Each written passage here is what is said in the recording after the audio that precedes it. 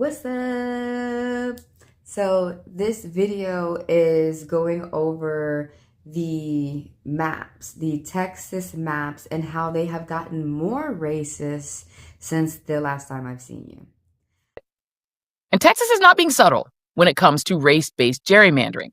In a state where the single largest population group is Latinos, just like California, under the new proposed maps, white voters would have one congressional representative for every 445,000 people.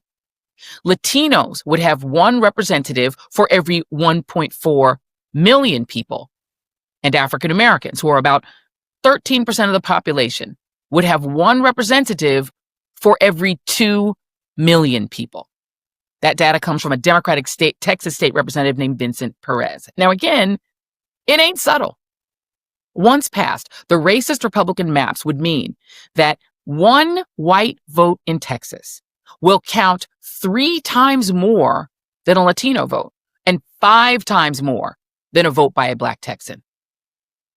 And white Texans, who make up just under 40% of the population, would control 70% of the congressional districts, despite Latino voters being slightly more than 40% of the population of the state. In other words, they are completely rigging the state to ensure permanent white rule, which is also known as apartheid.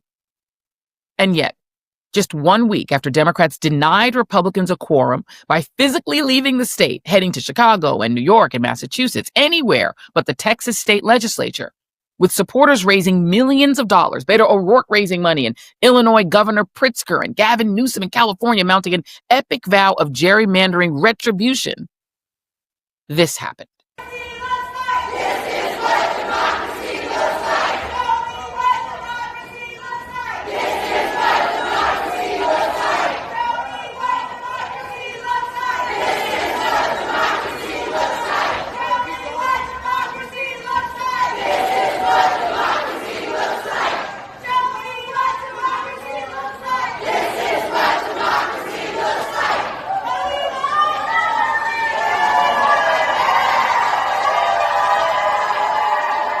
Yep. A bunch of the Texas Democrats went home, where they were greeted as liberators by their supporters, although all that they actually liberated were Republicans, who finally now get to have their quorum so they can immediately pass their racist maps. Is that what democracy looks like? So sorry, what were they cheering for again? The messaging win? Because that's not an actual win if the maps pass. Y'all do know that, right? Now, I will note the demographics of the returnees. Many were not Black. Most of the Black Democrats who quit the state refused to return, despite bomb threats and empty threats by Republicans that they would be hunted down by the FBI and arrested for the crime of traveling. But their absence among the returnees was visually notable. And given that we don't enforce the Constitution's Fugitive Slave Acts anymore, the threats were actually pretty empty. But it was quickly clear that a lot of the quorum-breaking Democrats really wanted to go home for many reasons. Some economic, others worried about losing committee assignments or facing more Republican retaliation. And some Black Democrats also went home, including State Representative Nicole Collier, who took to the House floor and wound up detained. And she remains detained, even as we speak, choosing to remain in the chamber rather than consent to signing this. I want you to take a look at this. It is a permission slip to leave the House floor with a state patrol minder who would accompany the quorum-breaking Democrats home to ensure that they return to the floor on Wednesday so Republicans can vote in their racist maps. You can't quite read it on screen, but the permission slip reads that the member, in this case State Representative Tony Rose, is, quote, granted permission to leave the hall of the House on this day in the custody of a designated officer of the Department of Public Safety appointed under Rule 5, Section 8 of the House Rules of Procedure. I'm sorry, what year is it?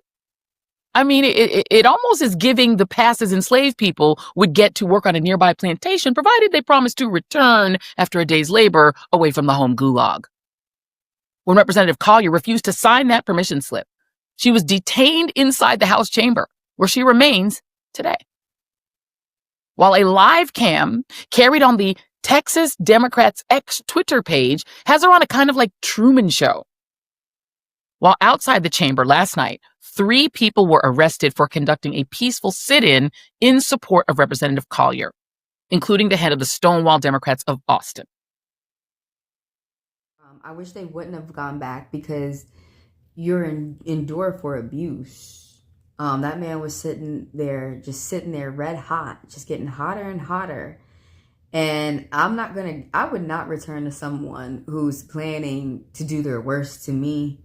But yeah, this is playing around with people's livelihoods too. But that warrant, he would have had to take it out for them monthly.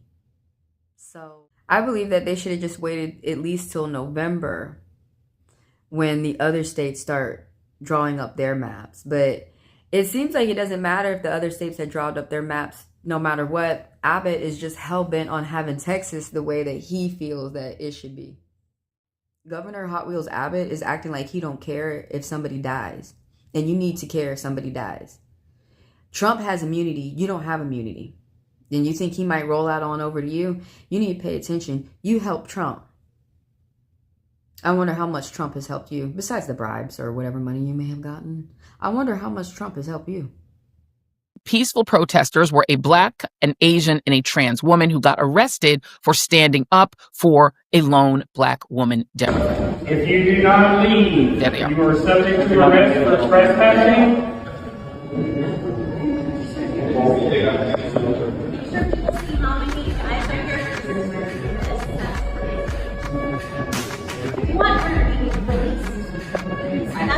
Those that are not exiting and that aren't the senator are choosing to go to jail and be arrested.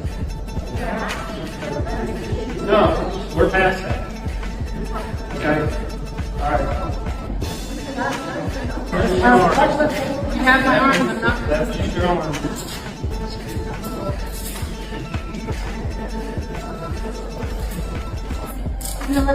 And there you have it, all of the marginalized converging to face the demons of autocracy.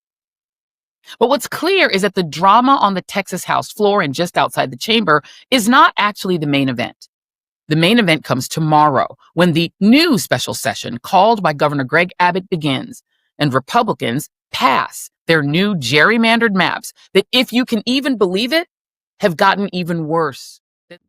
White supremacists are, of course, white people, Anglo, they're calling themselves Anglo-Saxon lately, Anglo, but they're white people who are racist. They hate other colors, but they remember to keep their white race in mind. They remember not to hurt their own white people as they go do atrocities and heinous stuff to other races. People who are racist, not only do they hurt other races, but they hurt their own. Stupidity is defined by when we hurt other people and we gain nothing from it. When you gain something from it, they got different words for that. So I want to explain that people who are racist, it's all about hate. For them, you could be poor white. You could be rich white. Hateful white ones, they fight with their fellow white man too. It's crazy how a small racist group can have the whole culture look bad. But some people out here, you guys, if you pay attention, they treat you like you're their child. And some of them are very abusive with how they discipline their children. And then they think there's just a grown person who thinks that they can treat another grown person inferior or like a child. Some of y'all need to remember that y'all are parents. Y'all have children too. Some people out here were not born to the same parents that you have. Some of y'all have more stern parents than other people have, and they're telling you what to do. Some of y'all people out there got to step out of being a prey. Because I see that's how these predators are getting people. You will find your own way to stand up for yourself, but I do see that some people act so nice that they don't realize that they come off as prey.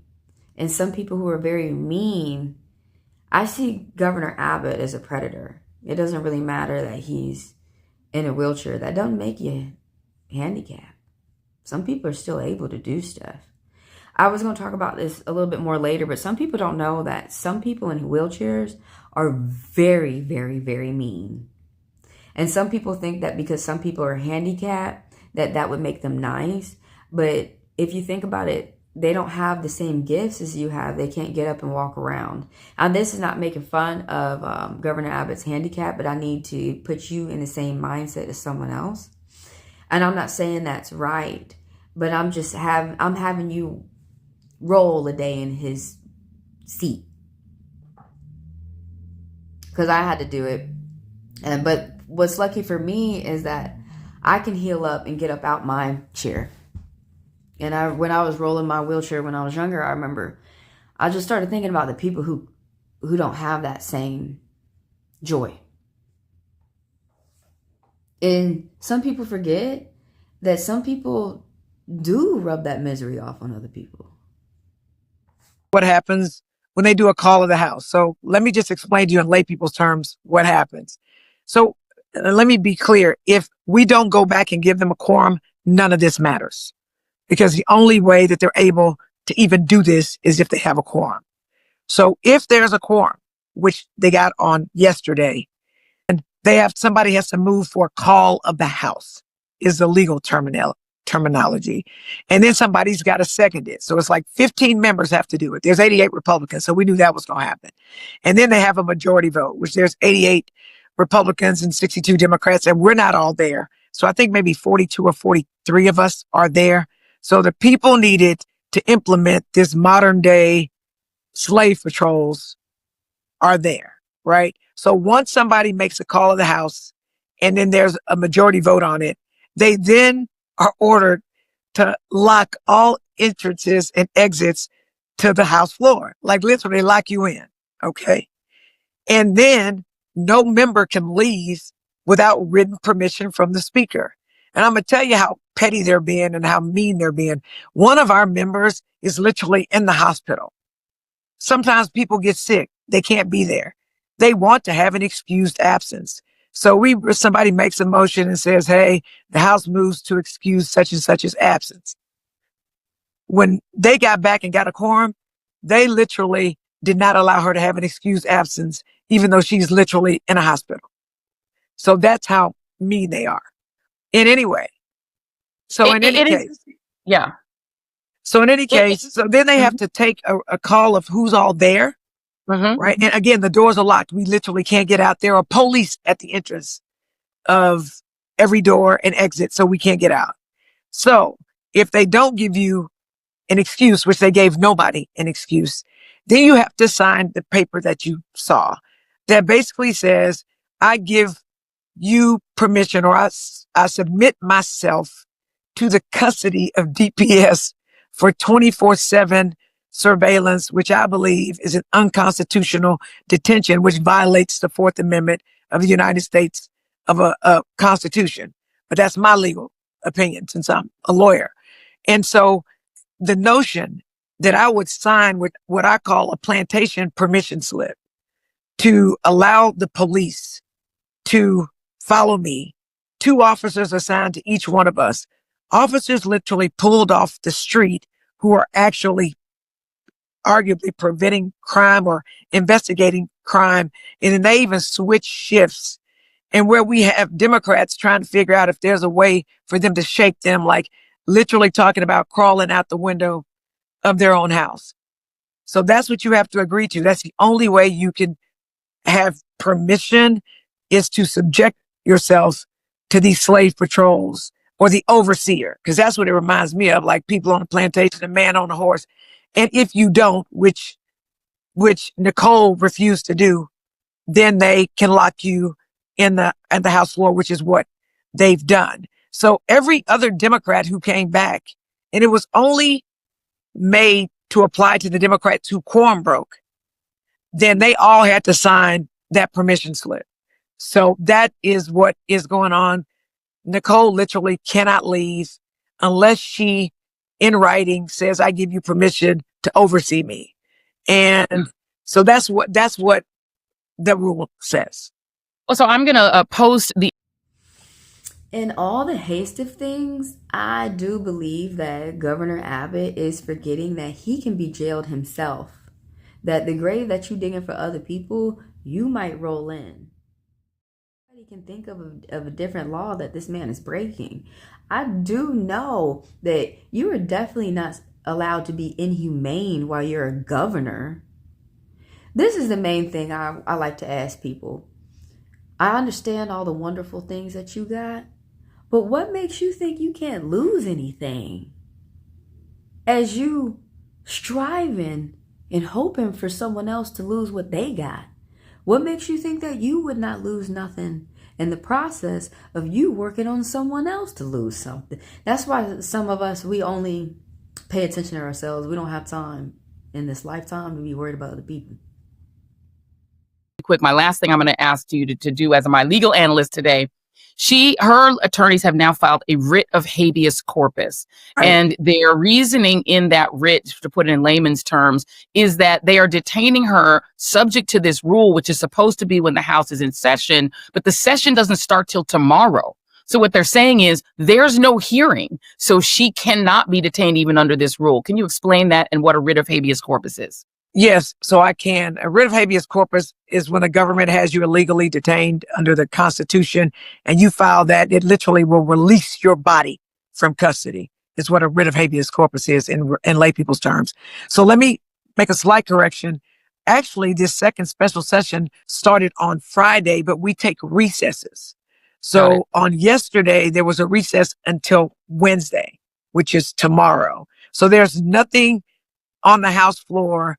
We're not back in session until tomorrow, where we need to have another quorum. And so they are saying, I guess they have a crystal ball. I mean, I would respectfully argue to you, if she came back this time, she was going to probably come back on Wednesday. So how are you detaining her when there's literally nothing on the House floor for her to vote on, and seizure of her body on the House floor, which is actually reminiscent of the slavery days where they literally controlled our bodies, our Black bodies, and they are doing the same thing. It is insane to me that a state in the year of our Lord 2025 can literally say, we will detain you on this floor. You will be here to let us vote to disenfranchise your people. You will stand here and witness your people losing power, and you will not leave until we finish. It is insane. All right, let's move on. But really, the only power we had to stop them from conducting business was to hold a quorum. Because if we held a quorum, we literally wouldn't have these maps. These maps are going to pass. And so now we've just got to figure out. Now, like I say, I was going to go back just to see if I could help lay a legal framework to help the Supreme Court land where it should be under the law. But I'll be damned if I'm going to take my narrow butt, my mother used to say that to me when I was little, back to Texas with the damn slave patrols. I'm not about to sign no piece of paper giving the plantation permission to have an overseer over me. I'm not going to do that. I'm not going to have the police outside of my house. I'm not going to give up my constitutional right to privacy, my constitutional right to travel, my constitutional right to protest, which is a First Amendment right. If I don't want to vote for those maps, I shouldn't have to. If I don't want to go to the House floor, I shouldn't have to protest. I'm not about to have you drag my Black behind back to the House floor to participate and be complicit in the oppression of Black and brown people in Texas. It's not going to happen. So I'm forced to be where I am because I'm not subjugating myself to that. It is 2025. It is not 1825. And I'll be damned. I'll be damned. And it's not an escort, right? It's not an escort. It's a freaking overseer. So in any case, slavery does not exist. It does not exist. It's definitely not existing now. I also like to remind everybody, you guys, you cannot be naive to some of these manipulators' lies. They want you, there are some racist white people out here that want you to believe that only Black people were slaves in the past. And there were white people who were slaves in the past. There were dumb white people who didn't have slaves at all, that were a part of the Brotherhood. Benjamin Franklin, you know, there's Socrates and then there's Epictetus, but Benjamin Franklin is one of my most famous white slaves to tell everybody about, because right off the bat everybody goes, oh yeah, I remember him. Yeah, he was a white slave. Because I was wondering one day, why did they put him on the $100 bill? Oh, that's why. It really is a misconception, and it really is racism warping their mind to make them think that only black people were slaves in the past, and the truth were majority people were free men. And they were slave catchers who came to rip up their papers and put them in solitude and put them in servitude. They did that with the black natives and the black people too. They did that with every colored person over here. And they did that with some white people too. White people need to strive, just like the rest of these races on this earth. White people need to work on ending racism as well. As much as they're trying to make other colors look bad, they're making themselves look worse. Slavery did not work in the past. It's not working now. And it's not going to work in the future. So quit trying to make fetch happen. And I say this a lot, and I'm going to say it again. Don't fall in that grave you're trying to dig for me. Which is true. And white people do question that. People question, why do black people not enslave, turn around and be mad and enslave white people? It can happen. White people are 16%, black people are 14%, and that's the reason why they think they need a genocide. And genocide is giving them the opposite. As they think they are killing black people multiply. So they're going to have to use a different tactic. This whole medieval that y'all brought over, the war from Europe, the KKK, y'all know that came from Scotland. I'll say some things for another conversation for another day, but y'all going to have to use a different tactic. I would suggest you start using love. You'll be able to relax. You'll be able to make more money than what you're making. Even if New York does that, that doesn't change the fact that period, point blank, full stop. Whenever these maps pass, and they're either going to pass the House because they've already passed out of the Senate. And once they pass out of the House, the only thing left to do is for the governor to sign it. We are like immediately going to lose 2 black seats. And that's just wrong. It's 2 left feet. Yeah. And I just want to close by saying that, you know, the reason this is important is the single largest number of black people in the country live in the state of Texas. I know people think it's Mississippi, but it's not. It's Texas. And so we're talking about disenfranchising more black people in one vote than have been disenfranchised since the fall of Reconstruction. I think we need to make it that clear. Since the redemption period and the 1877 compromise, never have we had this kind of a destruction of black power. The only other thing I can sort of say is equivalent is the 2014 and 2010, well, actually the 2010 midterms, in which a majority of black legislators who are state legislators like the representative were actually legislating in majorities. 2010 was a destructive, I call it an Armageddon midterm in which the turnout wasn't there. Barack Obama, people were too satisfied. It was a complete devastation. And then by 2014, black legislators like Representative Jones were not anymore in the majority. They were in the minority. And now we're talking about eviscerating black power in the state of Texas. Representative Jones, I know that you are running for re-election. I'm running for Congress. Here's the problem. I'd always said if some kind of way a quorum is established, I would go back and try to help lay a legal framework to hopefully get the Supreme Court to give a damn about us.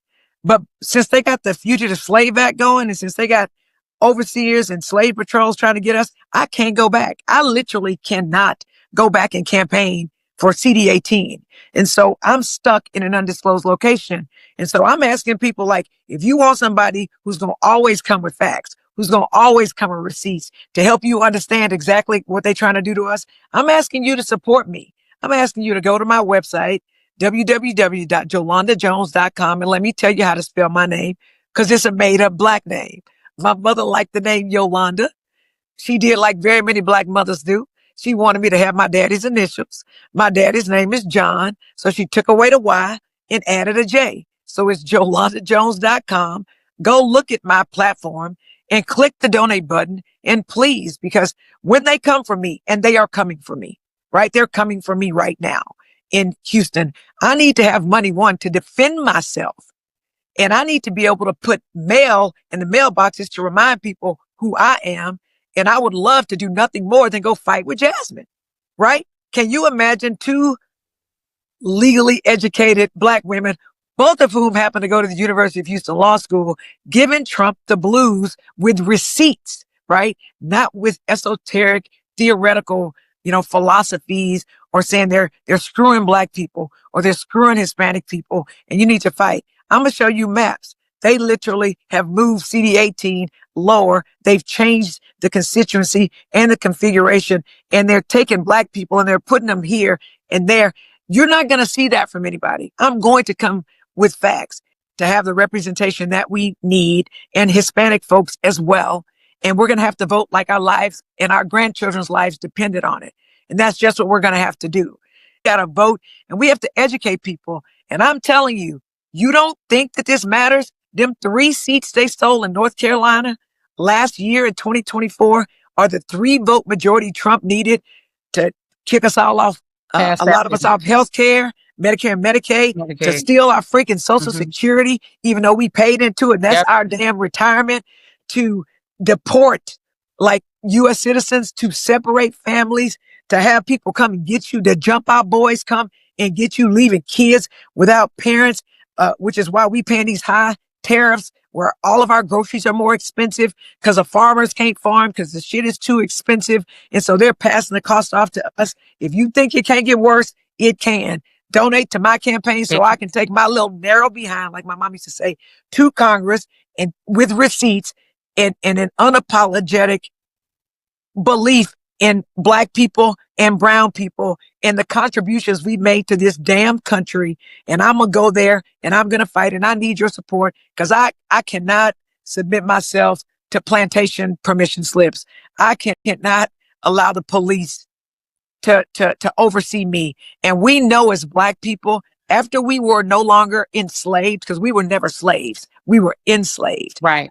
After that, they created the police to bring us back to states that would work the fields as sharecroppers, sow people's houses, put our stuff in they white kids and raise their kids and nurse their kids and to bring us back into the plantation.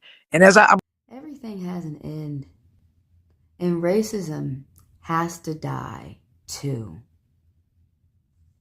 I know some of those people don't want to let go of that toxic relationship.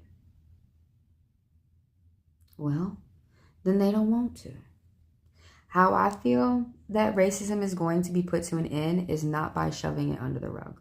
We're going to educate the children. This is why we don't engage in this type of hateful behavior. It does not help you.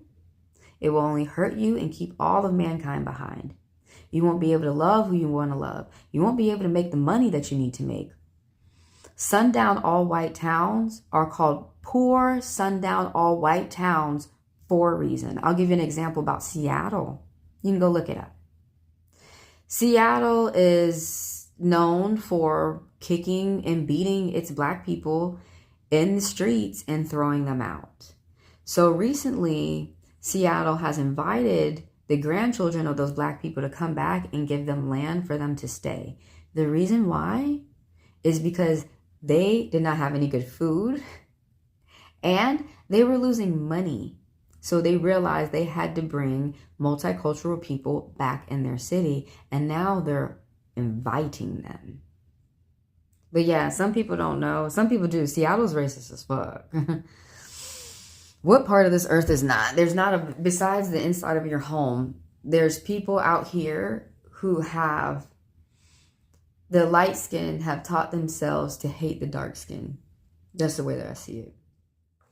And also, if you are not strong or brave enough, or if you don't have the sharp tongue, or if you don't have the mind to deal with a racist, to fight them, or to educate them, you need to leave them alone. You need to shun them, and you need to leave them alone. Because most of them are very sick in the brains, and they think it's okay to kill you. And a lot of them don't think about it until they're getting their sentences in court. Some of them get a lifetime where they get locked up and they throw away the key. Some of them don't. But everybody gets caught. Everybody gets caught. Either the court gonna catch you or the people gonna catch you. Like Gaddafi. But everybody gets caught. Because people just don't like you doing ugly and wrong to people out here. It is time to shun them. Because sometimes when you get up and leave, not only are you respecting yourself, but you're teaching other people how you need to be treated, how you need to be respected. If you can't talk to me well, if you can't respect me well, I told you stop using that N-word, you keep doing it, get up and go. Because I realize this, when people are alone and they're thinking about what they've done, that is the only time that they really think about it. That is the only time that they really choose for themselves if they think they should change. And if they don't change, now you're safe. But everybody needs to stop trying to hug the devil or a racist, and you need to leave them alone. They cannot leave you alone, and they have a sick obsession, and they don't know how to say the right way that they're actually interested within you. A protest in support of House Representative Nicole Collier that was supposed to happen outside the House chambers. It's more like locked up in the council. It's like some type of political game that's going on. Ended up being moved outdoors to a threatening video posted on social media. Protest organizer Melody Tremeo says troopers with the Texas Department of Public Safety showed her that video. Somebody on TikTok or some other platform made remarks saying, "Free Rep Collier. If not, then go in and kill them all." Carol Harrison Lafayette drove all the way from Dallas-Fort Worth to support Collier. She's always supported us. And so as a leader, as an elected official, we voted her in and she got in here. She and other protesters were first pushed outside of the Capitol, where Representative Collier waved at them through the window. To be quite frank, it is a stepping stone of fascism and authoritarianism. Then the grounds were closed entirely, but the protest didn't stop.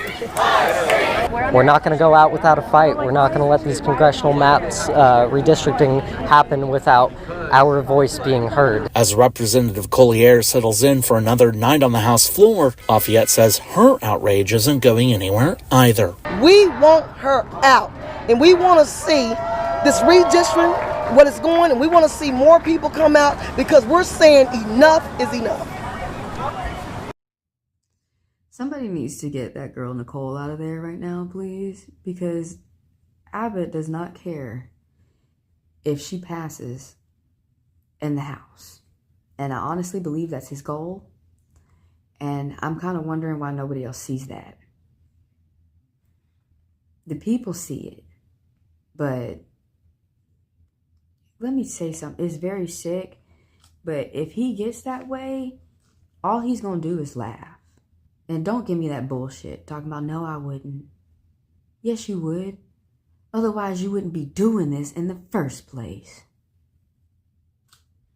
And then when karma comes back, knocking on your door, and you want to ask the people for mercy, they might be fresh out.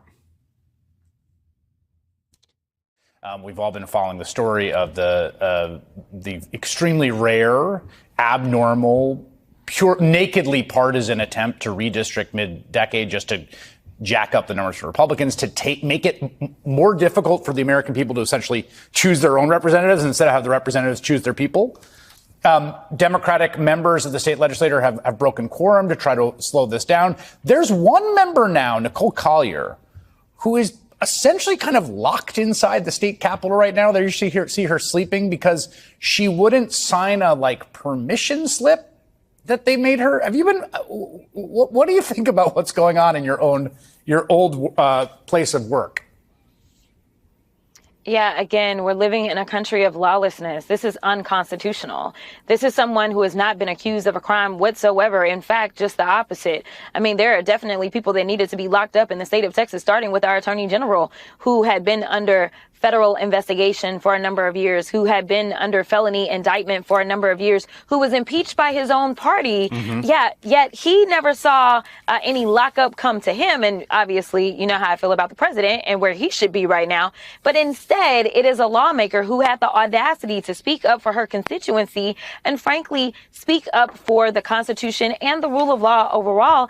And they decided that because they were not being good little Democrats and doing as they were told, that once those warrants expired, most people didn't understand that the warrants that they issued, the civil warrants, are only good during the session in which they are issued. Well, once that session ended, which it ended, that meant that there was now not a warrant. So now what they said is you must voluntarily sign a permission slip for people to track you so that you come to work and don't leave again in order to ring the alarm on what's happening.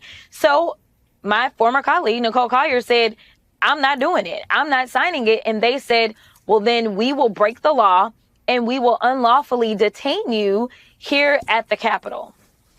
I should note that your former colleague has filed a habeas petition because she basically says she's essentially being imprisoned by the Texas state legislature at this point, government. That is, yeah, that's an absolute proper thing to file. You file a writ of habeas when there is someone who is a government actor and has illegal custody over your body, and they then have to come and say, this is why we're able to detain you. They are violating her civil rights. Like, there is no question about it. We don't have anything that is available that allows you to restrict a person's freedom from moving about because they failed to sign this bootleg made up permission slip for somebody to then stalk you and be around you 24/7. Congresswoman Jasmine Crockett, who did serve in that Texas Capitol for a number of years. Thank you so much for your time. If you catch things quick enough, you can change it. Nobody should take warnings as jinxes. You need to take warnings as what they are. That you could possibly do things to avoid it.